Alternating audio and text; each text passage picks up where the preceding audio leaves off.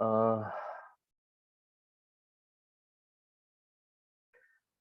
हाँ जी बेटा, company law का आपका टॉपिक है। चैप्टर का नाम है borrowing power of a company. Borrowing power of a company, ये आपका चैप्टर है। जब भी आप कंपनी की बात करते हो तो ऐसा नहीं कि कभी भी कितनी भी पैसे की जरूरत होती है तो आपने बस मुंह उठाया, यानी कंपनी ने मुंह उठाया और जाके बस पैसे की डिमांड कर दी और जितने भी पैसे की जरूरत है वो मार्केट से सारा पैसा उसने उठा लिया। नहीं, they are the certain limitations of the borrowing of the company. Company के बोरोइंग पे क्या होता है, सर्टेन लिमिटेशंस होती है ना।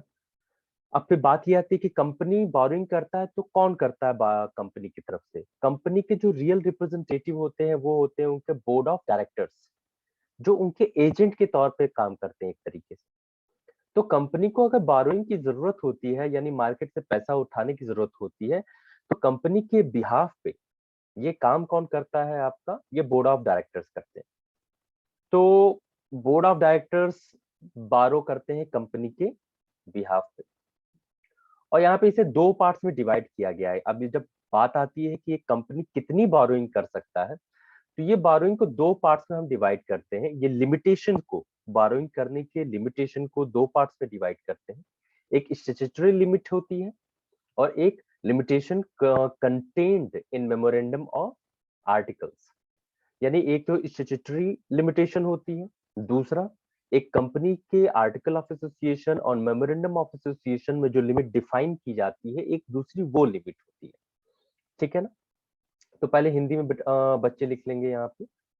ये पहले हिंदी में लिख लेंगे, वीडियो पॉज कर लीजिएगा, जिसको भी लिखना होगा वो लिख लेगा। फिर इंग्लिश में लिख लीजिएगा बेटा आप लोग। Borrowing power of a company, कि टाइम टू टाइम एक कंपनी को फंड की जरूरत पड़ती है तो कंपनी को वो पैसा मार्केट से उठाना पड़ता है। और वो जो पावर होती है बारो करने की, ये जो लिमिटेशंस होती हैं बारो करने की, ये उनके आर्टिकल ऑफ एसोसिएशन और मेमोरेंडम ऑफ एसोसिएशन में भी डिफाइन किए जाते हैं। देखो स्टैट्यूटरी लिमिट क्या हो जाती है। स्टैट्यूटरी लिमिट में ये बताया गया है कि कंपनी एक्ट 2013 में बताया गया है कि आपका जितना भी पेड अप कैपिटल होता है और आपके जो रिजर्व होते हैं, उससे ज्यादा का अमाउंट आप मार्केट से बारो नहीं कर सकते। वो आपके लिए लिमिट होती है। और मेमोरेंडम, और दूसरा वाला आपका आर्टिकल ऑफ एसोसिएशन और मेमोरेंडम ऑफ एसोसिएशन में जो भी लिमिट डिफाइन होती है, आप उससे ज्यादा नहीं मार्केट से उठा सकते हैं। ठीक है, आई होप पॉज करके आप इसे लिख लोगे। उसके आगे चलते हैं। फिर हेडिंग डालिएगा बेटा, states the rights of company to take loans. अब कंपनी के क्या क्या राइट्स होते हैं लोन्स मार्केट में उठाने के, वो टर्म्स एंड कंडीशंस क्या होती है, ये आप कह सकते हैं प्रोविजंस ऑफ टेकिंग लोन्स या provisions of borrowing of a company from the market. Market से बोरोइंग करने के एक कंपनी के क्या क्या प्रोविजंस होते हैं, क्या टर्म्स एंड कंडीशंस होते हैं, हमें उसे पढ़ना पड़ेगा अभी। ठीक है।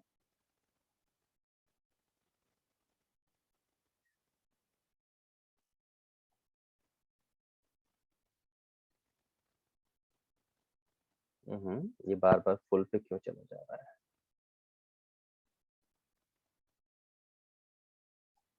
या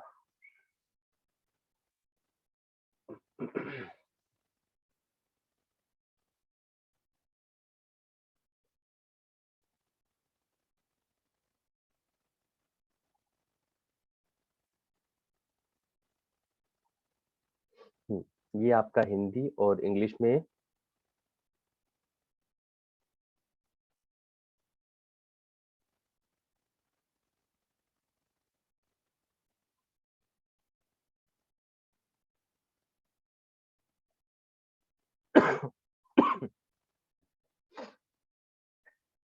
ठीक है, डायरेक्ट पॉइंट्स पे आते हैं।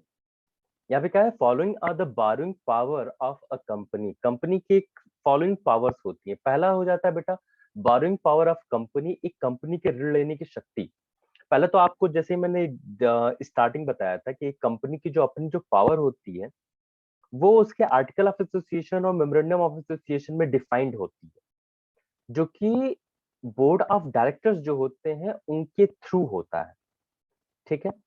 तो अगर आर्टिकल ऑफ एसोसिएशन और मेमोरेंडम ऑफ एसोसिएशन में जितना बताया गया है उससे ज्यादा का पैसा एक कंपनी नहीं उठा सकती है मार्केट से। ये पहला हो गया। दूसरा, no implied authority to borrow by a non trading company. गैर व्यापारी कंपनी को ऋण लेने का गर्भित अधिकार नहीं होता है। ऐसी कंपनियां जो बिजनेस एक्टिविटीज में इन्वॉल्व नहीं होती, तो ये बताओ वो पैसा क्यों उठाएंगे अब मार्केट से? तो ये तो दिक्कत वाली बात है भाई। किसी बिजनेस एक्टिविटी में नहीं हो, फिर मार्केट से पैसा उठाने का आपको कोई भी परमिशन नहीं दिया जाता है। ठीक। तो नॉन ट्रेडिंग कंपनीज को ऐसा कुछ भी अलाउड नहीं होता है। फिर तीसरा आता है स्टैट्यूटरी लिमिट ऑन बोरोइंग। ऋण का वैधानिक नियम।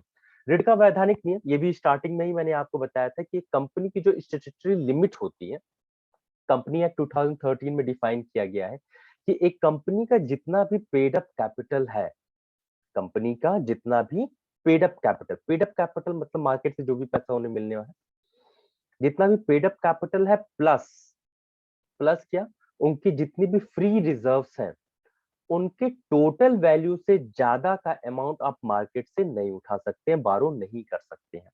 ये आपकी स्टैट्यूटरी लिमिट हो जाती है। तो पहला आपका क्या हो गया, burrowing power of a company, article of association और मेमोरेंडम ऑफ एसोसिएशन में जितना बताया गया है उतना। दूसरा, अगर नॉन ट्रेडिंग कंपनी है तो आप नहीं लोन ले सकते हैं, मार्केट से ऐसे नहीं उठा सकते हैं। तीसरा, स्टैट्यूटरी लिमिट, आपके पेड अप कैपिटल और जो फ्री रिजर्व्स होते हैं उनके टोटल अमाउंट से ज्यादा का आप पैसा नहीं उठा सकते हैं। नेक्स्ट होता है borrowing limit set in the memorandum of article. उसी चीज को दोबारा रिपीट कर रहा है, ठीक है ना। सेम चीज आपको पहले वाले में भी बताया गया है और से हेडिंग बस चेंज कर दिया गया है। Borrowing limit set in the memorandum and articles. Next होता है time to use, time to use power of borrowing. आप कब यूज कर सकते हैं उस पैसे को? देखो, अगर पब्लिक कंपनी की बात करते हैं तो लेटर ऑफ कमेंसमेंट के बाद ही उस पैसे का यूटिलाइजेशन किया जा सकता है जो कि आपने उधार पे लिया है, लोन के तौर पे उठाया है। मगर एक प्राइवेट कंपनी जो होती है, उसे इनकॉर्पोरेशन का लेटर मिलने के तुरंत बाद वो पैसे यूज कर सकती है। पब्लिक कंपनी क्या होती है, उसे लेटर ऑफ कमेंसमेंट भी पाना पड़ता है, तब जाके वो बिजनेस स्टार्ट करती है। तो पैसे का यूज भी तभी कर पाएगी। मगर एक जब प्राइवेट कंपनी की बात करते हैं तो इनकॉर्पोरेट होने का लेटर मिलते ही वो बिजनेस शुरू कर पाती है, तो वो पैसे का भी यूज उसी समय स्टार्ट कर सकती है। ठीक है ना। नेक्स्ट होती है power to give security. Power to give security, a company may borrow money by the providing. एक कंपनी जो होती है, ऐसा नहीं कि बस पैसा उठा लिया मार्केट से, पैसा लेने के लिए आपको उस पे गारंटी भी देनी पड़ती है, सिक्योरिटी भी देनी पड़ती है। अगर आप बैंक के पास जाते हो, आपको उधार पैसा लेना है, तो ऐसे बैंक नहीं देगा, आपको कुछ ना कुछ मॉर्गेज के तौर पे रखना पड़ेगा, सिक्योरिटी के तौर पे रखना पड़ेगा। उसी तरह कंपनीज को भी अपना जो भी लोन उठाती है उस पे कुछ ना कुछ सिक्योरिटी के तौर पे उन्हें रखना रहता है। और लास्ट है आपका अथॉरिटीज टू बारो।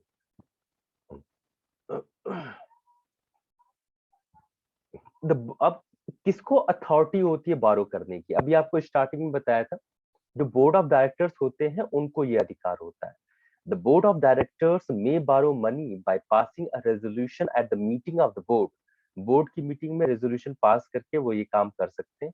The board may delegate its borrowing power to committee of the directors. ठीक। तो ये आपके प्रोविजंस हो गए बेटा। अगर आप बारोइंग करना चाहते हो मार्केट से, if a company is intended to take to make the borrowing from the market, तो ये है उनके प्रोविजंस जिनको उन्हें फॉलो करना रहता है, जो बताते हैं ये सारे पॉइंट्स। आगे चलते हैं।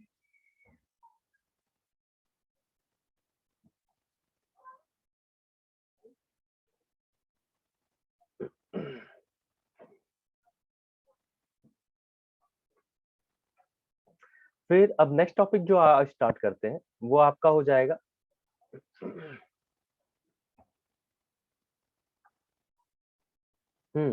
Ultra vires burrowing.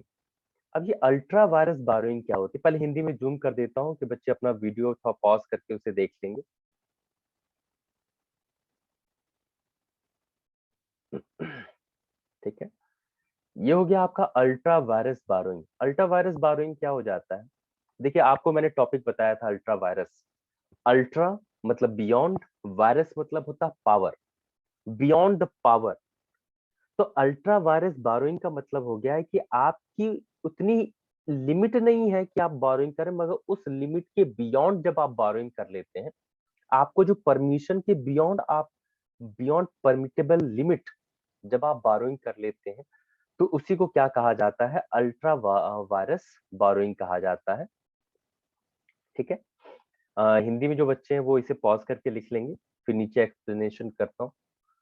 A company set to resort to the ultra-virus borrowing if it exceeds the authority given to it in its respect by the Companies Act, the memorandum and the article of the company.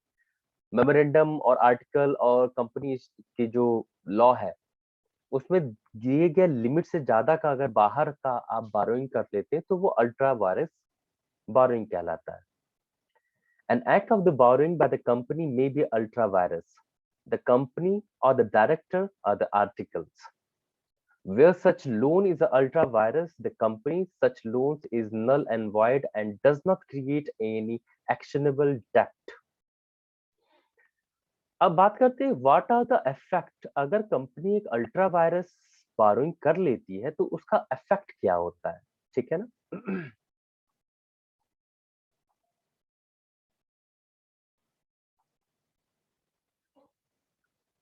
पहला कह रहा है the ultra vires act will be Holi void. जो भी आपने ultra vires act किया है, यानी कि जो लिमिट के बाहर जाके आपने जो बोरोइंग की है, उसे क्या मान लिया जाएगा? वॉइड मान लिया जाएगा, वो वैध नहीं माना जाएगा। ठीक है, जिसे इन्फोर्स नहीं करवा सकते, वो एक्ट, वो जो कॉन्ट्रैक्ट होगा वही गलत माना जाएगा। नेक्स्ट है, any member of the company can being injunction against the company to prevent it from the bite doing the ultra. कोई भी एक जो मेंबर है कंपनी का, वो इसके बारे में क्या कर सकता है? इन्फॉर्म कर सकता है और इसे खत्म करवा सकता है। फिर the directors of the company will be personally liable to make good funds used for the ultra virus act। अगर अल्ट्रा वायरस एक्ट से आपने पैसा इकट्ठा कर भी लिया है ना, अगर पैसा आपके पास आ गया, तो ये डायरेक्टर्स की रिस्पॉन्सिबिलिटी होती है कि उस फंड का सही यूटिलाइजेशन किया गया, सही यूज किया जाए, बिजनेस पर्पस के लिए ही यूज किया जाए। नेक्स्ट है, where a company's money has been used ultra virus to acquire some property, the right of the company over such property held secure। अगर वो कोई बारोइंग की गई है, उधार आपने लिया है और उसके थ्रू कोई प्रॉपर्टी परचेज किया है, तो उस परचेज की गई प्रॉपर्टी पर पूरा अधिकार किसका होगा? कंपनी का होगा, वो उसके अंडरटेकिंग में रहेगा। और last, since the ultra vires contract can treat invalid from the outset, it cannot be ultra virus by the reason of stoppel or the ratification। जो एक बार गलत हो गया बेटा, वो गलत हो गया, उसे बाद में सुधारा नहीं जा सकता है। तो ऐसा जो कॉन्ट्रैक्ट बनता है, वो स्टार्टिंग से ही वॉइड होता है ना, इनवैलिड माना जाता है, जिसे किसी भी तरीके से सही नहीं किया जा सकता है ना, तो इसे सुधारा नहीं जा सकता, it can not be rectified. तो ये थे इसके इफेक्ट कि अगर अल्ट्रा वायरस बोरोइंग होता है तो क्या होगा? वो वॉइड कहलाएगा। पैसा अगर आता है तो कंपनी के यूज में ही होना चाहिए, तब डायरेक्टर्स उसे सही तरीके से यूज करेंगे, प्रॉपर्टी खरीदी जाएगी तो कंपनी का अधिकार होगा, और फिर किसी भी तरीके का रेक्टिफिकेशन करके उस चीज को सुधारा नहीं किया सकता है। ठीक है,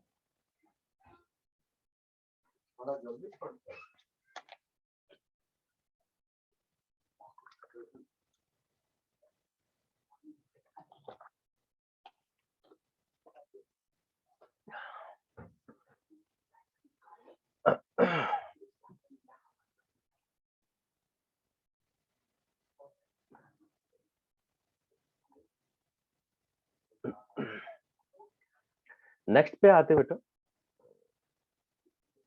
कि अगर अब बात ये करनी पड़ेगी, अब एक बंदे ने अल्ट्रा वायरस बोरोइंग हो चुकी है कंपनी के साइड से, ठीक है, किसी भी रीजन से अल्ट्रा वायरस बोरोइंग हो गया, मार्केट परमिशन नहीं थी उससे ज्यादा का, मगर किसी भी तरीके से वो बारोइंग हो गई और बंदे ने किसी और ने पैसे दे दिए।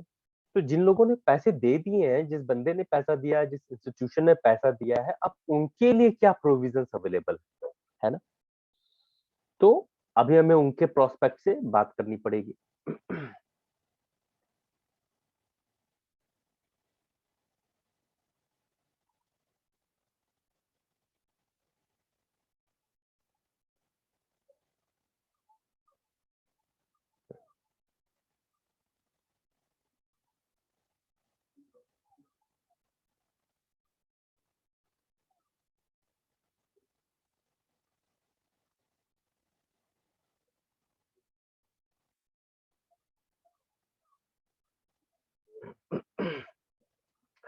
हाँ, तो नेक्स्ट हेडिंग डालिएगा बेटा।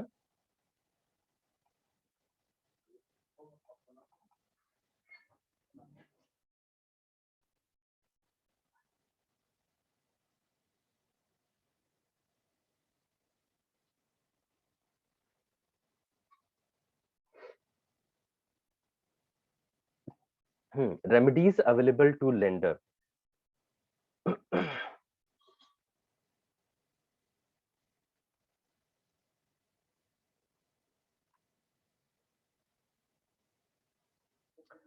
चलो, पहला पॉइंट आप देख लेते हैं, इंजंक्शन। इंजंक्शन मतलब निषेधाज्ञा प्राप्त करना।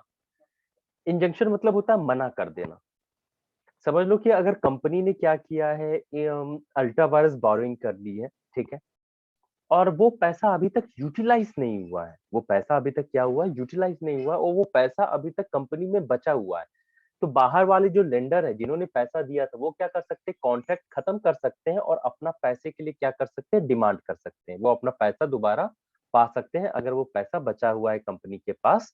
तो ये किस में आ जाता है, इंजंक्शन में आ जाता है। दूसरा आ जाता है right to place. Right to place मतलब जगह, स्थान ग्रहण का अधिकार। स्थान ग्रहण, राइट टू प्लेस कैसी जगह की बात की जा रही है भाई। यहाँ बात की जा रही है कि अगर बाहर से आपने पैसा, बाहर वाले ने, बंदे ने कंपनी में पैसा दिया है, तो उस बाहर वाले बंदे का अपना एक अधिकार बनता है, राइट बनता है कि वो क्रेडिटर की जगह पा सके कंपनी के अंदर, है ना। किसकी जगह पा सके, एक क्रेडिटर का पोजीशन पा सके कंपनी के अंदर, उसी को कहा गया right to place, to be a creditor. एक क्रेडिटर के तौर पे जगह पाने का अधिकार हो जाता है उसके पास, ठीक है ना, वही है राइट टू प्लेस। तीसरा वाला पॉइंट है आपका धन प्राप्ति का अधिकार, यदि उसको खोजा ना जा सके। Right to receive money if it can be found, अगर पैसा खोजा जा सकता है। If the lender can identify the assets, जो पैसा जिसने दिया है, अगर वो ये पहचानने में समर्थ होता है, एबल होता है कि उसका जो पैसा है वो कौन सी प्रॉपर्टी खरीदने में लगाया गया है, तो भाई तब ऐसी प्रॉपर्टी के थ्रू वो पैसा अपना रिकवर कर सकते हैं, अगर वो ये पहचान सके कि कौन से प्रॉपर्टी में उनका जो पैसा उन्होंने उधार दिया था वो लगाया गया है, ठीक है ना। फिर चौथा पॉइंट आता है आपका loan with the right of the company but loan outside right of the board of directors. Company के अधिकारों में किंतु संचालकों के अधिकारों के बाहर ऋण की दशा में उपचार। यानी कि एक ऐसी बारोइंग की गई है, अल्ट्रा वायरस बारोइंग, मतलब कंपनी तो अपनी तरफ से बारोइंग कर सकती थी, मगर डायरेक्टर्स को ये परमिशन नहीं दी गई थी कि वो एक पर्टिकुलर तरीके का लोन मार्केट से उठा सके, और डायरेक्टर्स ने ऐसा लोन उठा लिया है। तब ऐसा पैसा उनको रिकवर हो सकता है। If a person lent money which is the limit as per the article of the company but outside the limit of the board of directors, then lender can make the company responsible and can recover the loan, but lender can prove that अगर company के अधिकार में था loan लेना मगर directors के अधिकार में नहीं था, ऐसी सिचुएशन में जो लेंडर है, जिन्होंने पैसा दिया है, वो अपना पैसा पा सकता है, मगर उन्हें दो पॉइंट्स क्या करने पड़ेंगे, प्रूफ करने पड़ेंगे। पहला पॉइंट ये प्रूफ करना पड़ेगा कि जो पैसा लिया गया है वो गुड फेथ में लिया गया है, यानी कंपनी के पर्पस के लिए ही वो पैसा उधार में लिया गया है ना। दूसरा, पहला पॉइंट फिर से रिवाइज कर देता, loan taken by the director for the general interest of the company and in the good faith, company के इंटरेस्ट में ही वो पैसा लिया गया है। दूसरा point, loan taken for the utilized for the benefit of the company, और कंपनी के बेहतरी के लिए ही उस पैसे को यूज किया गया है। ये दोनों पॉइंट प्रूफ करने पड़ेंगे, तब जाके जो लेंडर है उनको पैसा मिल जाएगा।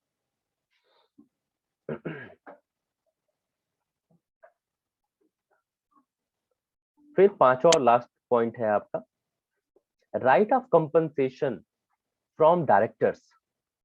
अगर भाई सारी चीजें थोड़ा और दिक्कत वाली है और डायरेक्टर्स को गिल्टी पाया जाता है ऐसी चीज के लिए, तब डायरेक्टर्स, अब जो बाहर वाला बंदा है जिसने पैसा दिया है, उसको कंपनसेशन पाने का भी अधिकार होता है, वो हर्जाना पा सकते हैं। फिर if the director has been used their right in belief of the lender, that then that lender can ask for the compensation from the directors of the company, company के डायरेक्टर से वो कंपनसेशन की मांग कर सकते हैं।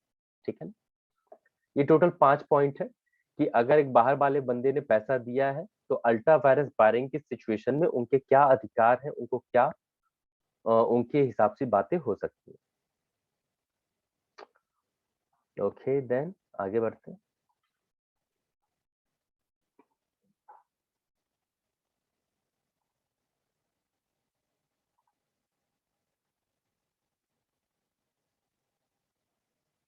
तो बड़ा इंपॉर्टेंट टॉपिक आता है बेटा, charge and mortgage. What do you understand by the charge and what do you understand by the mortgage? तो पहले समझिएगा ध्यान से, पहले वीडियो पॉज करके लिखने छपैया मारने पे मत चले जाइएगा।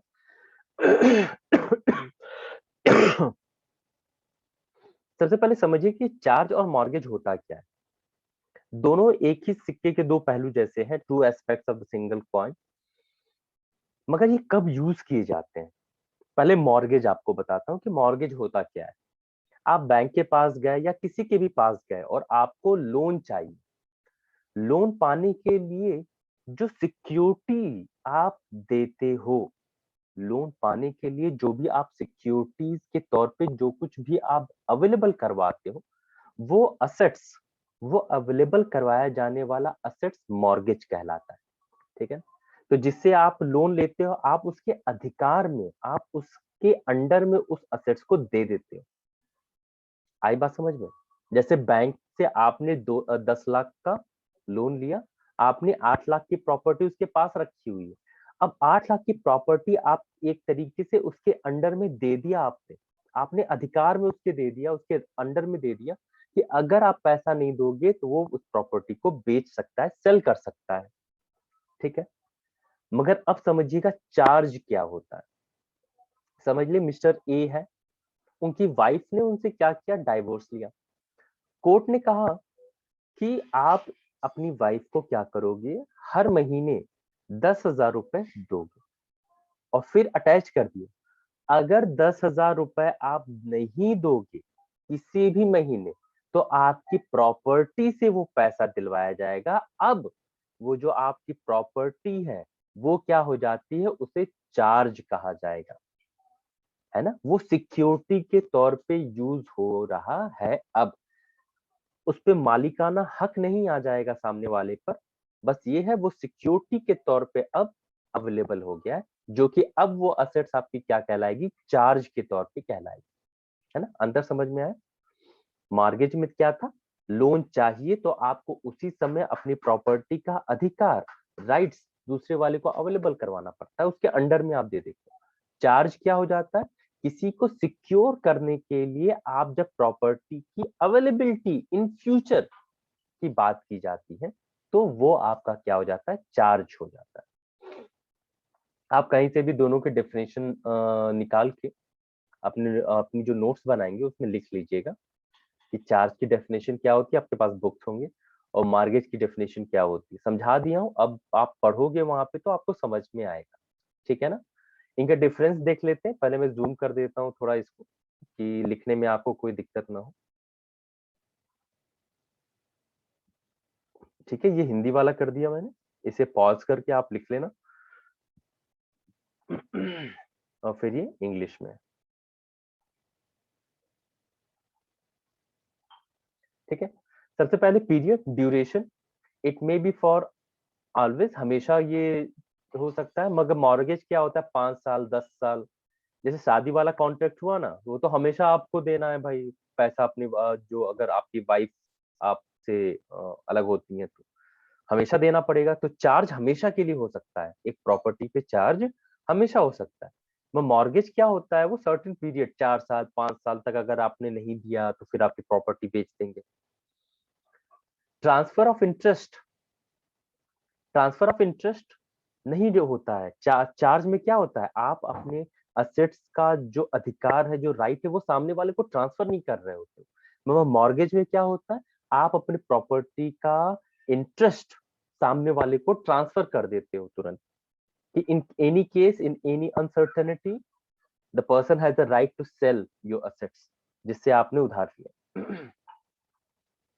Next, relation, mortgage is included in the charge, जो मॉर्गेज होता है वो चार्ज का ही एक हिस्सा होता है। और फिर यहाँ पे mortgage is only a part of charge. ठीक, बड़ा भाई चार्ज है, छोटा भाई उसका मॉर्गेज है, mortgage. registration, when the charge is a result of the act of the parties, registration is the compulsory, otherwise not। वहां registration क्या होता है, जरूरी होता है। must be registered under the transfer of the property act 1982, और इसके लिए अलग से property act 1882 बनाया गया है। और last, creation, charge is created either by the operation of the law or by the act of the parties concerned, या तो कानून के द्वारा या दोनों पार्टीज के अपने अपने काम के थ्रू होता है। मगर मॉर्गेज जो होता है, मॉर्गेज वो केवल और केवल पार्टीज के अपने एक्ट के थ्रू ही जनरेट होता है ना। चलिए इसे कंप्लीट कर लीजिए।